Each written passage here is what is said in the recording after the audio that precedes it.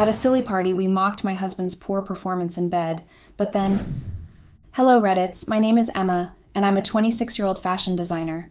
For the sake of anonymity, the names mentioned on my post will all be made up. I've been married to my husband Nick for a short while, but I've always thought that our marriage would weather through any storm. But apparently this storm isn't something to weather through, and I am the cause of this particular storm. Which is why I'm here in a desperate attempt to ask for help to help me mend what I broke. I really cannot afford to lose Nick. He is everything to me, and losing him now. I don't want to imagine that I may have lost him forever. Nick and I have known each other for 4 years, and we've been married for 2. Our marriage was opposed by many people from both sides because they thought I was taking advantage of Nick because he's much older than me. Nick is almost 23 years older than me, and people, especially my parents, weren't exactly happy with my choice when I decided to marry him, but I was so adamant about it. Nick had done everything for me at that time, and he's the sole investor in my fashion designing business, and although most people thought I had married Nick for money, that was never the case. I fell in love with Nick within a month of knowing him, and I have never regretted marrying him. I remember when I first met him, it was when I was doing voluntary service. I was helping the old people in a home. They had a mini party just for the old so they could have something to lighten up their spirit.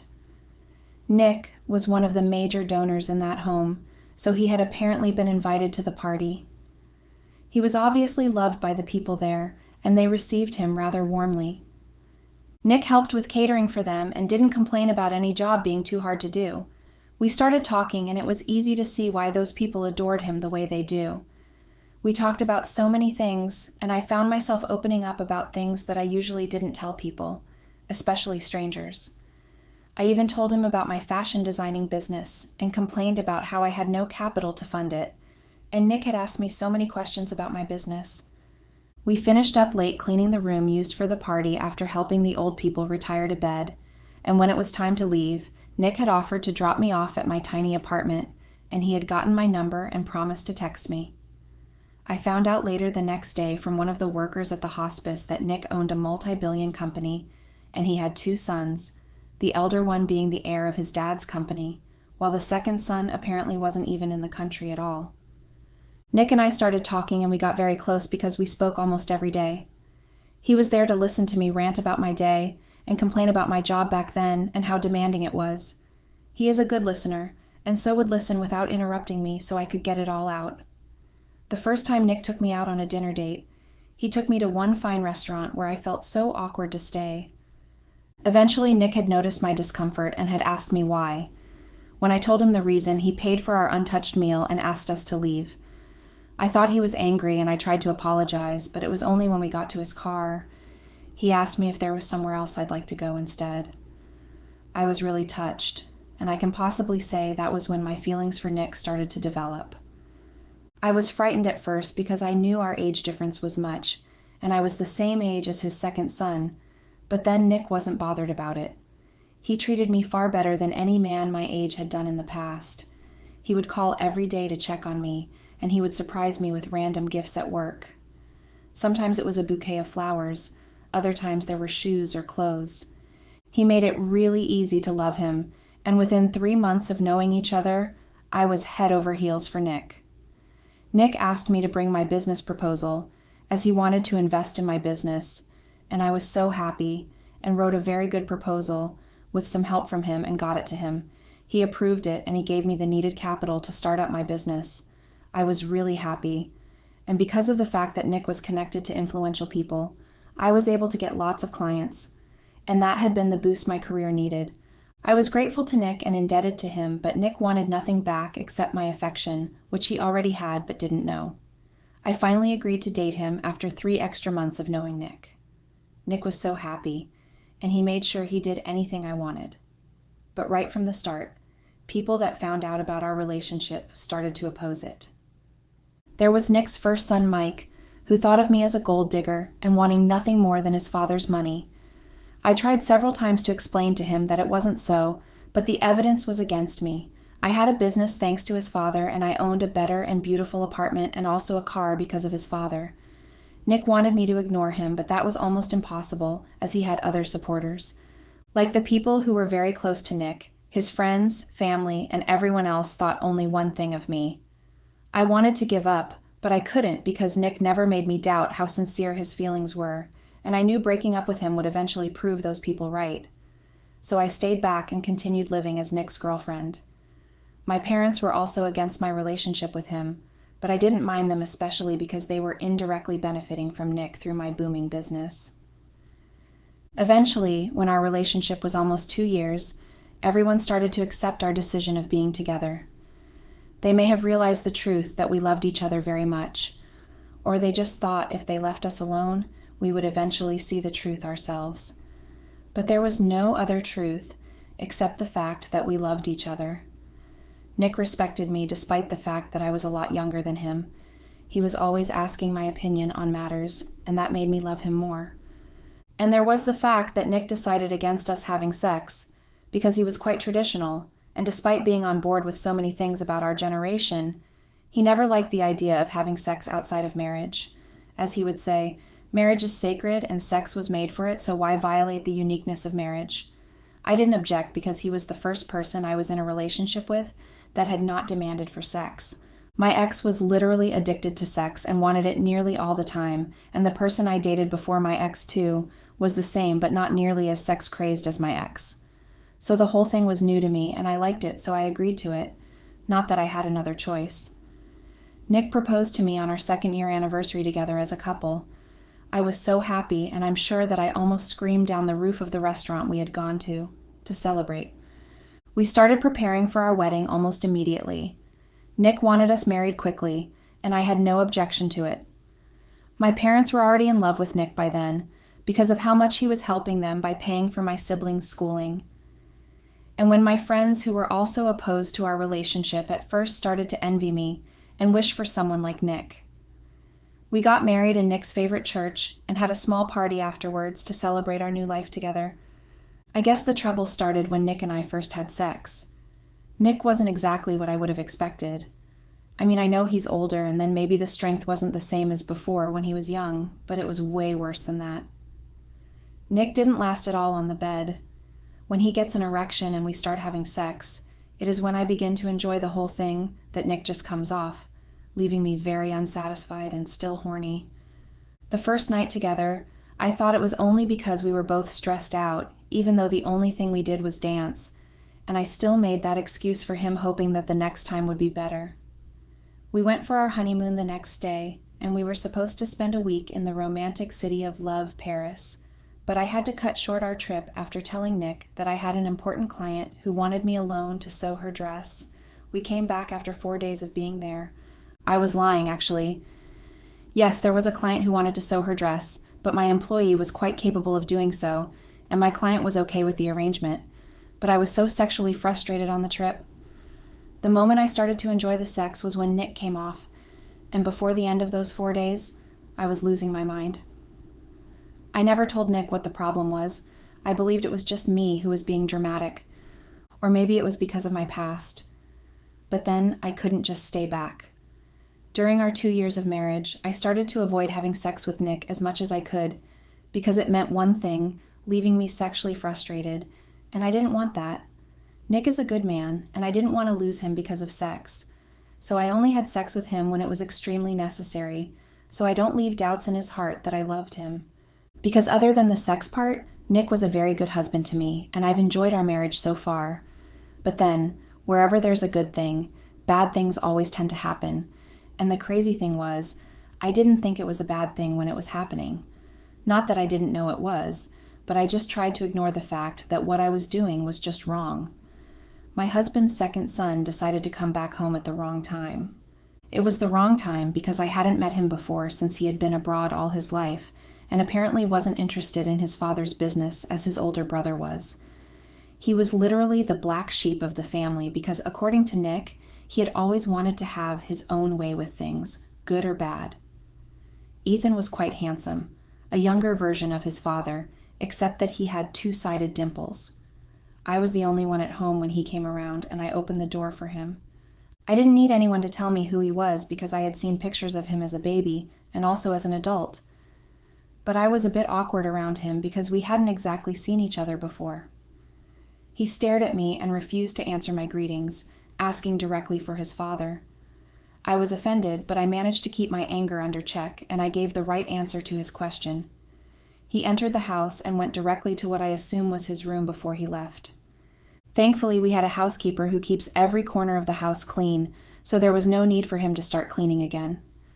I texted Nick about the arrival of his son, and he had shown up 2 hours later. It was obvious that he loved his son because of the way he had embraced him warmly, despite the fact that they weren't exactly on good terms. The guy didn't even call his dad to congratulate him on our wedding, and Nick had sent him pictures. He ignored his dad most of the time, and Nick's older son was always annoyed whenever the topic led to him. Ethan decided to stay in his father's house, and despite the fact that I didn't like him very much, I didn't have a choice. But then, Ethan's arrival to the house changed a lot of things, including me. Most of the time, I usually work from home because Nick had a room transformed for me, so I could work there on days I didn't feel like going to the store. And most times, it was easier for me to work at home because I could concentrate and develop new styles when I was alone. Even Nick always left me alone to my devices whenever I was in that room, but I cannot say the same about Ethan. After a week of staying with us and me successfully avoiding him, and only having to see him whenever Nick was around and insisting we eat together as a family so we could bond, we hardly spoke. And the only times we did was when Nick tries to involve us both in conversations. We clearly had different opinions on matters, and one time, we ended up arguing and would have continued if Nick hadn't stopped us.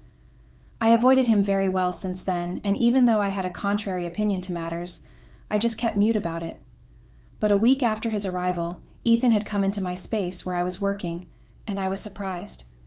He told me he was sorry for all his rude behavior towards me and wanted us to get along, even though we weren't friends for his father's sake. I agreed to it, and now I wish I hadn't. Truly, we had good intentions when we decided to get along.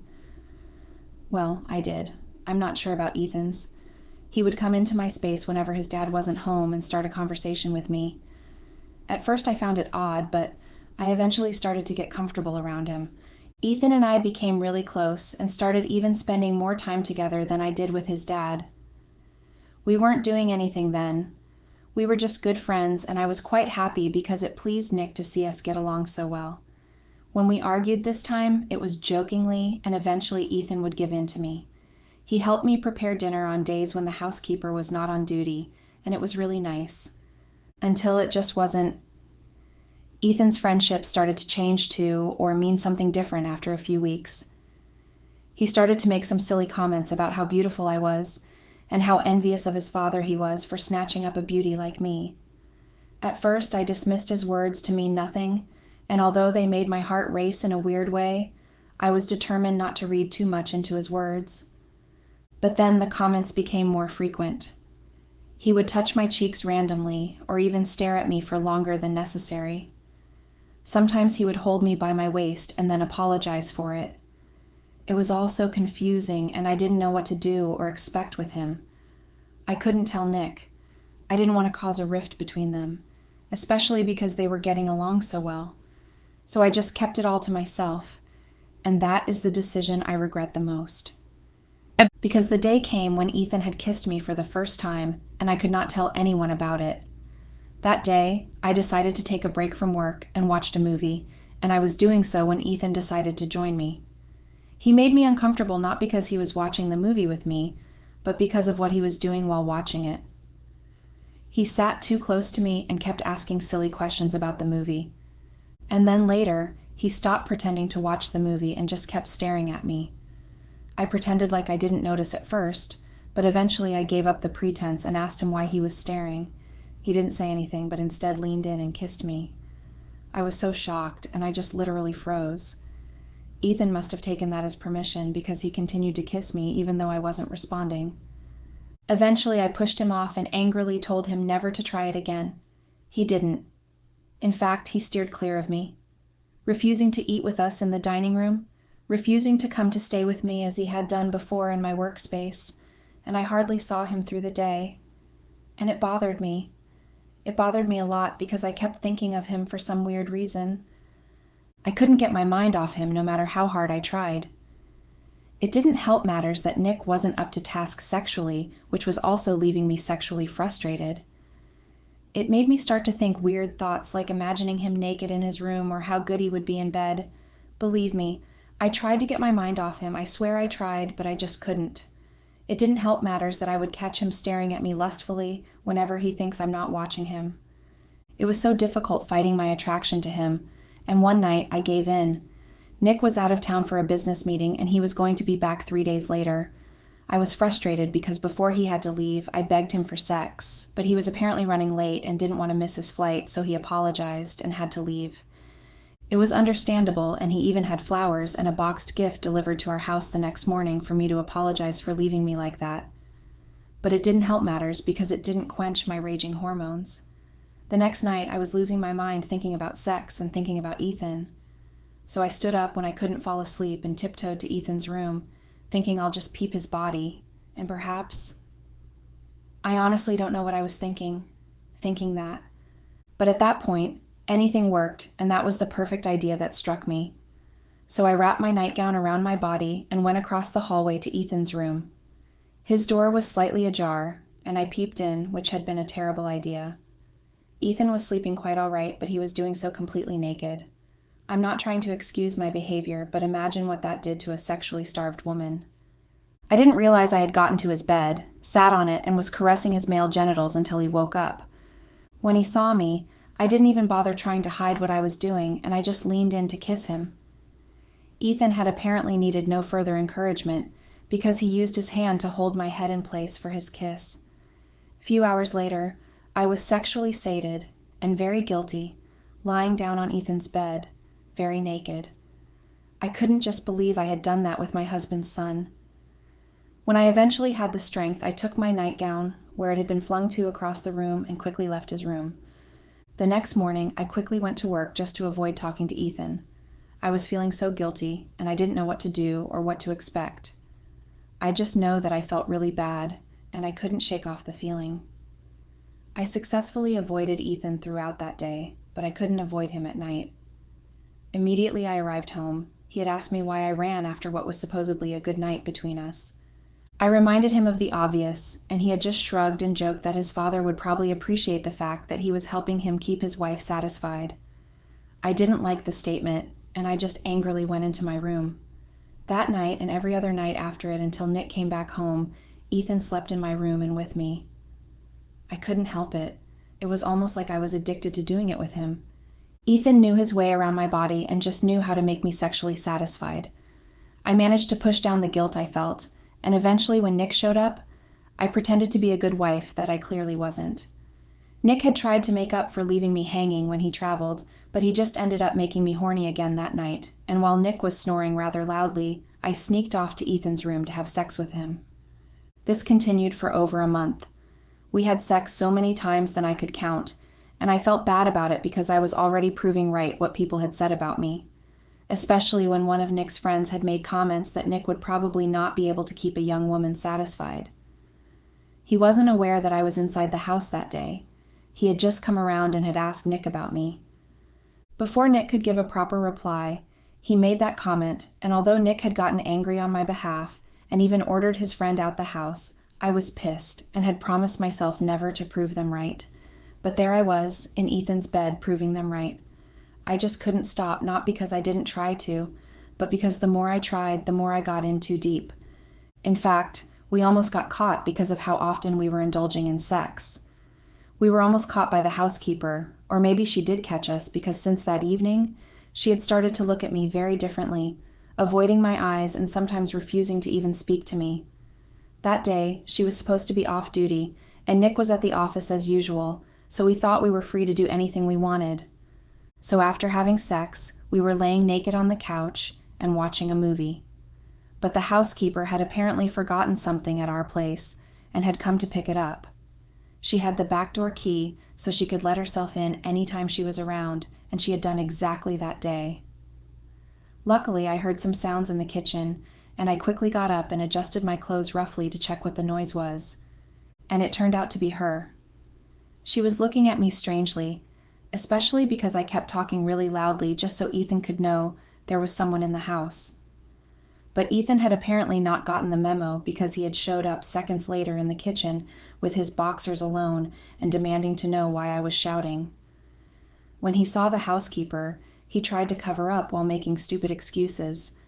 He said he was sleeping and my voice woke him up, and that he had come downstairs scared that something was happening. I tried laughing it off and said I was only speaking to the housekeeper, but it was still awkward. The housekeeper silently watched us and then took what she wanted in the kitchen and left. I was so angry with Ethan, and he had apologized and promised to be more wise. I knew I needed to get rid of the housekeeper sooner or later, because what she witnessed or didn't witness could put us in trouble. So I started to complain about her a lot to Nick. She was too dirty. She came in late, didn't do her job well. I have to pick up after her. She's too old for that kind of job, and other excuses that I could think of. Nick was hesitant to let her go. She had apparently worked in the house for over 10 years already, and he was used to her efficiency. Having to train another worker to adjust to rules was too stressful. I offered to employ and train the worker, and after so many debates and arguments, Nick finally let her go, but not without compensating her. I thought I was finally safe and could continue my affair without the fear of getting caught. But then, no matter how unfair life is, its law of karma was always steady. Because we got caught red-handed, and now I don't know what to do. It had been at a party planned and hosted by me to celebrate my birthday. Nick was the sponsor of everything, and that had been his birthday gift to me asides the car he got me and had given me 2 weeks prior. The whole thing started out so well, and we were all having fun. I invited a lot of people, including my parents and Nick's family. His older son, who still didn't like me very much, had even showed up. It was all going well until I slipped up. My friends had been talking again, talking about how great my husband was and how lucky I was that I was married to him. But for some reason, instead of just smiling and agreeing with them, I was kind of angry. Wasn't he also lucky to be married to someone who endured his lack of expertise in bed? That's what I thought. But I kept quiet then and didn't say anything. Then Nick had come to me with Ethan right beside him and asked me to come with him. He wanted to introduce me to his business partners. They wished me a happy birthday and had gushed about how lucky I was to have Nick. I was annoyed the second time again that night, particularly because Ethan had this smirk on his face. It was as if to say he knew my thoughts. I drank the champagne from my glass too fast, and it went to my head directly because of how lightheaded I am. I didn't know when I started to mock Nick, telling his friends about how lucky he was to have me instead, because I endured his bad skills in bed and was still married to him because I loved him. Ethan had laughed, and that encouraged me to talk even more. Together we mocked my husband's skills in bed as if he wasn't right there, staring at both of us with a strange look in his eyes. His friends, too, kept looking at both of us, with a mixture of shock and surprise. But I was too drunk from just 2 glasses of champagne that night, and I couldn't filter my words. All I know is that the memories of what I had done at that party came rushing at me the next morning, and by then, the damage had already been done. I rushed downstairs, not minding my hangover, to see Nick sitting in his favorite chair, with Ethan sitting stiffly at the other chair. I didn't understand what was happening. As soon as Nick sighted me, he smiled. It wasn't his usual way of smiling. It felt and looked wicked, and I didn't understand what was happening. But then Nick had pushed his laptop to me, and right there I realized just how ruined I was. There were videos of Ethan and I in different places in the house having sex. I couldn't believe my eyes, and when I looked at Ethan, who looked away, I tried to say something, but my throat was just clogged. Nick had then explained that he found out last night that his son and I have apparently thought it wise to cheat right under his own roof. He explained that he had a CCTV camera installed in the house after the housekeeper had told him before he let her go to do that. And he hadn't bothered about saying something to me or Ethan because he didn't want us growing conscious of it. And apparently, after our little display of mockery at the party the day before, he decided to check through the cameras and had discovered the most shocking thing. Nick asked both of us to leave his house. He disowned Ethan and told him that every account of his has been frozen as of that morning. He would receive no dime from him and me, while mine is the worst. Nick had my business confiscated, and it was well within his rights as the sole investor whom I paid nothing back to. He also told me to leave and expect a divorce letter as soon as he could get his hands on one. He asked me not to take anything. I was horrified by his judgment, and I tried begging, but Nick's mind was made up. When I refused to leave, he called the security to drag Ethan and I out. It's been 3 days, and I've been stuck at my parents' place, although they don't even want me there, and have made every day a living hell for me after finding out about what I did. It's been the uttermost hell living like this. I feel so awful for cheating on Nick, and I really don't want to lose him completely. Do you guys think there's still a way to win Nick's heart again? He must hate me, but maybe not totally. Maybe he's just hurt and needs time and will come back for me, right? Please tell me there's hope. I really desperately want my husband back. Not because of the money, I swear, but because I realize only too late how much I love Nick and cannot afford to lose him. Please, guys, help me. Update. Hello, Reddits. It's been 3 weeks since I last posted here, and I wish I could say that I have good news. Not that you guys will be excited if I did have good news. Not with your cruel and backlashing comments. I know I did a wrong thing, and you guys really just made it worse. You have squashed my desperate hopes of ever winning Nick back, and it's just awful, honestly.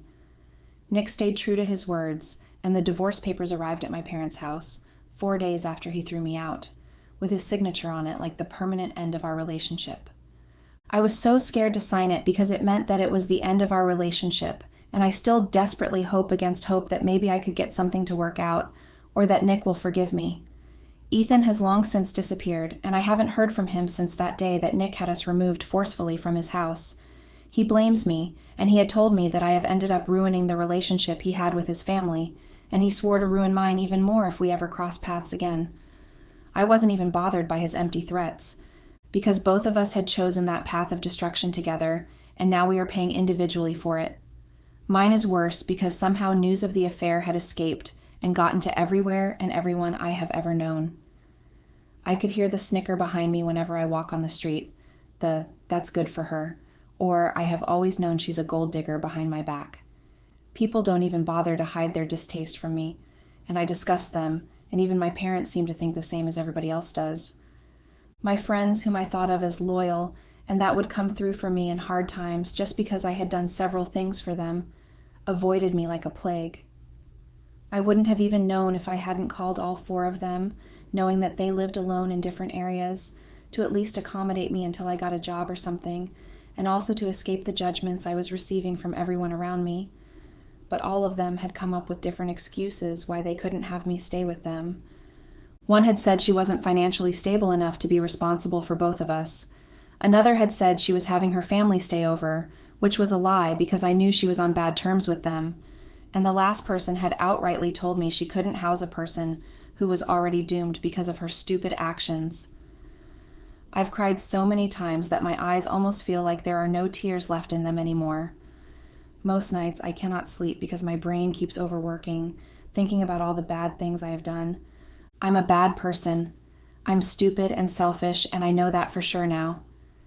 I could have avoided all that happened if I hadn't been so greedy, and the quest for being sexually satisfied has now completely and thoroughly ruined my life. Nick is a good man, and all through the times I've known him, he has shown me nothing but kindness and love. He grew my business with his own money and connection, and he had expected nothing but loyalty and love in return, and I had given him none of that. I ended up betraying him, and I'm a monster, and I feel so horrible for doing the things I did, especially with his son. I imagine how betrayed he must have felt sitting through the night and staring at the screen so many times watching different videos of his son and I frolicking around. To be honest, if the reverse had been the case, maybe I would have done something worse than just throwing me out. But nothing is as bad as knowing that I can never be a part of Nick's life forever, and I ended up proving the people who thought of me as trouble right without trying too hard. I regret everything I did. I regret it so much. And I wish I had made better decisions like never going to Ethan's room that night or before then, telling his father how uncomfortable his attention made me feel. But I had rather tried to explore, and now that exploration has caused me everything that I am and will ever be. I wish that I could reverse time and undo all the wrongs, but then life doesn't do do-overs now, does it? I'm left to pay forever for everything I did, and although the future is still far, I imagine it to be a horrible, painful, and dark one for myself. Because tell me, what awaits a woman who lost her one true love because she thought it wise to cheat? This is my last post here, guys. I'm sure you guys are glad because of how obviously you hate me, but I hope you surely learned one or two lessons from me. Thanks and goodbye.